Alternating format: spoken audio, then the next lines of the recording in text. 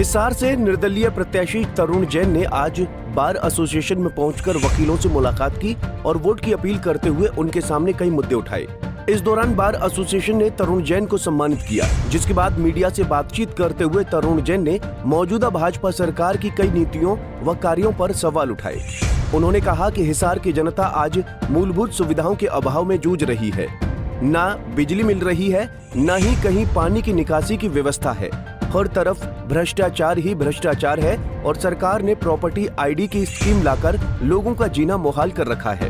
देखिए, आज मैं अपने आप को बड़ा भाग्यशाली मानता हूं कि आज हिसार की बार एसोसिएशन में मैं आया और उन्होंने मुझे सुना। ये मेरे लिए अपने आप में एक बड़ा ही गर्व का सब्जेक्ट है कि आज बार एसोसिएशन में पहली बारी मैं उनके बीच में आके अपनी बात रख के आया हूँ। सभी बार एसोसिएशन के मेंबर और पदाधिकारी, प्रेसिडेंट सब थे वहाँ पर। सब ने मुझे मान सम्मान दिया और सब ने मेरी बात को सुना। तो यहाँ पे सब आएंगे, मैंने यही बात रखी है कि सब आएंगे, सबका मान सम्मान होना चाहिए। मान सम्मान में किसी की कोई कमी नहीं होनी चाहिए, सबको अपनी बात रखने का हक है। तो मैंने अपनी आज बात उनके बीच में यही रखी कि मैं जो चुनाव लड़ रहा हूँ, निर्दलीय चुनाव लड़ रहा हूँ, तो मेरा जो कंपटीशन है वो बड़े बड़े घरानों से है और वे बड़े बड़े घराने 5 तारीख के बाद आपको गायब मिलेंगे।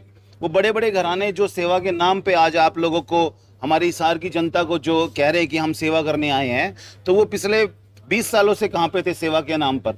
उनके पास बहुत बड़ा सिस्टम है। उनके पास उनके जो कॉर्पोरेट्स होते हैं उसमें एक CSR करके एक सिस्टम होता है जिसमें कंपलसरी आप लोगों को चैरिटी करनी पड़ती है और वो कई हजार करोड़ रुपए की होती है। तो खाली CSR फंड ही अपना हिसार में लगा दे तो हिसार, जो ये ओम प्रकाश जिंदल जी कहते थे कि मैं हिसार को पेरिस बना दूंगा, फिर ये सावित्री जिंदल जी कहती थी मैं हिसार को पेरिस बना दूंगी, तो वो सब चीज़ें ना अगर 20 साल में ना एक नया शहर बसाया जा सकता है। अगर ये CSR फंड जो अगर यहाँ पे रिलीज कर दे अपना, तो किसी भी चीज़ की यहाँ पर कमी नहीं रहेगी। यही सब चीज़ें मैं आज कहने आया था।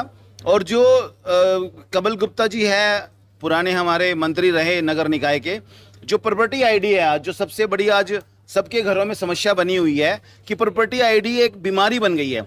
तो प्रॉपर्टी आईडी और जो NDC जो है वो पहले नहीं थी, आज क्यों करी?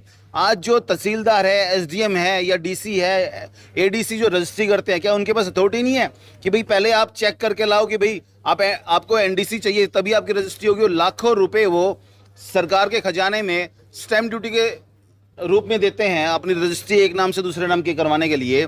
ऑथेंटिक एक एजेंसी है वो, तहसीलदार अपने आप में एक एजेंसी है, तो उसकी कोई वैल्यू ही नहीं है। इसका मतलब जब तक अगर आप वो खुद नहीं चेक कर सकते कि भाई सरकार के पास इतना बड़ा सिस्टम नहीं है कि भाई ये प्रॉपर्टी डिस्प्यूट है या नहीं है, तो वो आदमी NDC लेने के लिए 20-20, 30-30, 40-40, 50 हजार, 5-5 लाख रुपए रिश्वत दे के NDC लेके आते हैं। जब तक वो NDC नहीं होती है तो उनकी रजिस्ट्री नहीं होती है। तो ये एक बहुत बड़ा मुद्दा है जिसको हम बिल्कुल तुरंत, मतलब जब NDC का सिस्टम तो बंद होना चाहिए। नगर निगम के अंदर सबसे बड़ा जो भ्रष्टाचार का एक अड्डा बना हुआ है NDC बना हुआ है। और नगर निकाय मंत्री का जो घर है बिल्कुल नगर निगम के सामने था, उसके बावजूद भी नगर निगम का कोई भी काम हमारे शहर वालों का नहीं हुआ। हरियाणा वालों का तो होगा ही कहां से।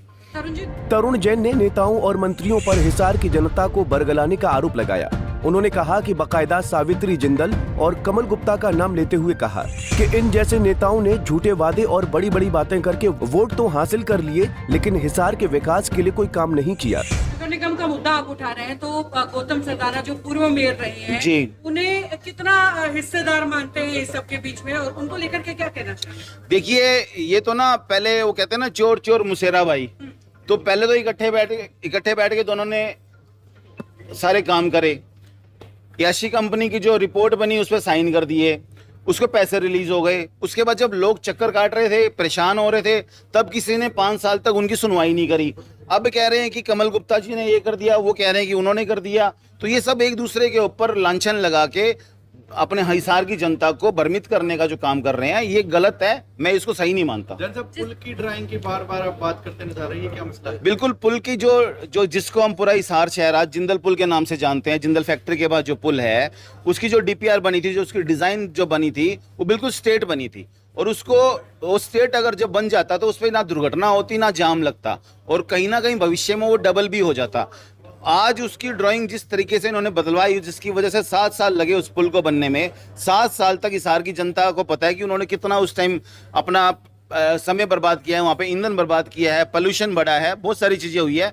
और कोई एम्बुलेंस में जा रहा है, कोई मरीज है, बहुत सारी चीज़ें हुई है।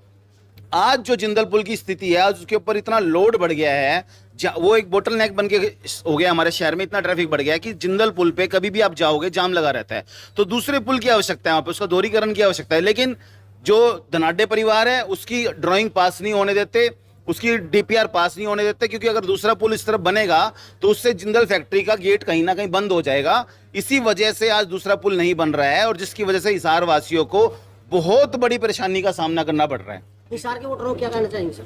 हिसार के वोटरों को मैं यही कहना चाहूँगा, हिसार के वोटर बहुत समझदार वोटर है हमारे, मेरा परिवार है। उनको अब की दफ़ा सोच समझकर ऐसे व्यक्ति को चुनना चाहिए जो 24 घंटे बिजली के खंभे की तरह उनके बीच में खड़ा रहे। तरुण जैन ने मीडिया के जरिए हिसार की जनता से अपील करते हुए कहा कि चुनाव में उसी नेता को चुनना जो 24 घंटे आपके लिए बिजली के खंभे की तरह खड़ा रहे। उन्होंने कहा कि चुनाव में कई लोग सेवा का ड्रामा करने के लिए आएंगे, बड़ी बड़ी बातें भी करेंगे, लेकिन अब की बार हिसार की जनता को सावधान रहना होगा और उस नेता को अपना वोट देना है जो उनकी समस्याओं में साथ खड़ा मिले। हिसार से विनोद सैनी, पंजाब केसरी टीवी। हमसे जुड़े रहने के लिए हमारे YouTube चैनल को सब्सक्राइब करें और नई वीडियो की नोटिफिकेशन के लिए बेल आइकॉन को दबाएं। अगर आप ये वीडियो Facebook पर देख रहे हैं तो लाइक जरूर करें और ज्यादा से ज्यादा शेयर करें। धन्यवाद।